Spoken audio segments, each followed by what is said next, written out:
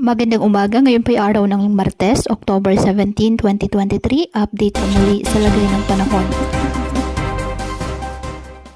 Ayon sa Pag-asa, northeasterly surface wind flow ang nakakaapekto sa extreme northern Luzon.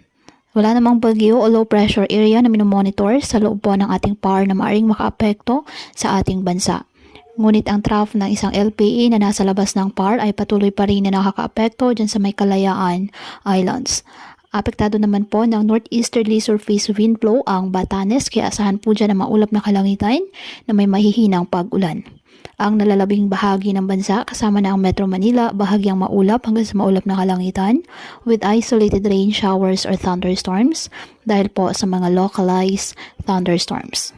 Kaya patuloy po na pinag-iingat ang ating mga kababayan sa banta po ng mga pagbaha or landslide, lalo na kapag may malalakas na ulan, at ugaliin po na magdala palagi ng payong o kahit anong panangga sa ulan kapag lalabas ng ating mga tahanan. At yan po muna ang update sa lagay ng panahon ngayong araw. Muli patuloy po tayo na mag-ingat at palaging tandaan, God loves you. Stay safe and God bless.